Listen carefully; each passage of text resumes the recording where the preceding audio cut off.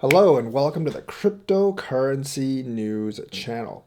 We have some interesting and sort of distressing news. The war tensions are hyping up and it could actually shape the market. Now, like I said, I did expect a little bit of a bounce this weekend. We're not quite getting a bounce yet, but we are at 39,500, which is a little bit above the 38,900 we were at when I streamed yesterday night. Now, the thing is, our buddy Vlad actually has said that any sanctions taken against Russia will be counted as a declaration of war. So, according to his logic, NATO, the United States, and the EU are already at war with Russia. Now, I don't really know if he's actually going to act on this because as of so far, we have avoided any troops on the ground colliding with the Russian opposition because that could trigger World War III. But if he really takes these words to heart, he might actually effectively attack NATO or US troops, maybe in neighboring countries, or maybe those actually sending relief or supplies to Ukraine. And if that happens, obviously that could trigger an international conflict that delves into a European war, and it could actually be nuclear. Remember, Vladimir Putin did actually warn that if anyone interferes with the Russian campaign, they will receive consequences like never before. However, Putin has to not want to die, and the oligarchs and the people surrounding him have to not want to die either. They have to know that if they use nuclear strikes, it will be retaliated against with nuclear strikes. And yes, Russia has the most nukes out of any country on Earth, but a lot of countries have enough nukes to basically bury the entire world. So we're teetering a little bit more towards the edge with Putin's with what Putin's saying. I still think it's highly unlikely that will happen because I do think the chain of command with Putin will actually break down if he decides to pursue this nuclear option. Someone there in the chain of command has to say no, especially if NATO and the US don't strike first with nuclear bombs, and especially if we don't put troops on the ground. But the thing is I want to talk about is because this will actually shape the markets. This will actually shape the markets a lot. The Russian president has actually said sanctions introduced on Russia are equal to a declaration of war, and obviously that means he might actually move troops and attack. So Russian President Vladimir Putin, Russian President Vladimir Putin said on Saturday that the sanctions introduced on the country are equivalent of a declaration of war, from CNN, MSNBC, Fox News, and pretty much everywhere else. Putin also said they are not planning a state of emergency in Russia or enlisting conscripts for the operation in Ukraine. I believe they can actually afford this war for maybe 1 or 2 months before they actually have to go with emergency measures. The Russian government has said they can seize individual assets as well.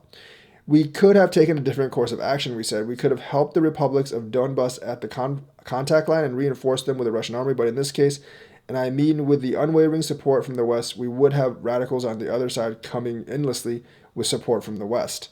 Russia was the ones that were arming the rebels for years and years. And the regions that they're actually interested in, Donbas, Luhansk, Crimea, of course, and of course the area near Moldova with the rebels, it's not a coincidence that those are also the areas where Ukraine has a lot of oil reserves. Now, Russia is actually afraid of Ukraine actually developing those oil reserves, and any time a foreign investment has actually come in trying to develop those oil reserves, Russia has rattled its saber and made those oil companies back out of their investments because Russia wants a monopoly on exporting oil to Europe, which is one of the main reasons this war is actually happening. The Kremlin gets about 50% of its revenues from exporting oil to Europe. If they actually allowed Ukraine to develop its either shale oil or the oil around the Crimea Peninsula, Ukraine would completely break Russia's monopolistic hold on European oil, whereas Europe could just import from a friendlier Ukraine rather than from Russia. Remember, the whole Nord 2 pipeline just wanted to avoid Ukraine because Ukraine was actually charging a lot of taxes to Russia to get gas to the rest of Europe. Once they build the Nord 2 pipeline, Ukraine did actually want to start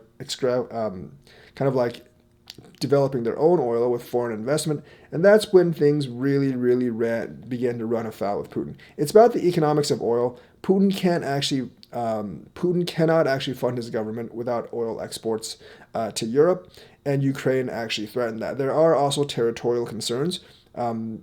Having Ukraine be on the Russian side makes Russia a lot harder to invade from the west, but I don't think really NATO has really any intentions of invading Russia. But the oil dilemma for Russia is very, very real. They can't have anyone else challenging them for exporting oil to Europe, because if they do, that would cut off the Kremlin's funds, and that regime probably would not last all that long. The oil funds are basically what's funding Russia's army expansion, as well as a lot of their other projects, and they cannot risk any kind of threat to their monopoly on the oil. So, it's actually getting serious. Like, the oligarchs, some of them are speaking out against Putin, but I think they're just basically taking a sideline, and they'll jump on whichever side seems to be doing better. So the thing is, Putin is heightening this up. I think he is mostly just bluffing. And I doubt we're going to really do anything to provoke him any further outside the sanctions. We have not instituted a no-fly zone. But if he's actually crazy enough to pull off on some of these threats, and his rhetoric is getting more and more hostile, it could actually mean bad things ahead, and the market definitely could be spooked by the stuff he says. Even if he doesn't actually pull off these crazy things he says, the market could actually be spooked, and we could actually have a downward kind of trend, regardless if he actually does this stuff or not. So that's the news for today. Let me know what you think. Like and subscribe, and hit that bell notifications button. Thank you, and have a nice day.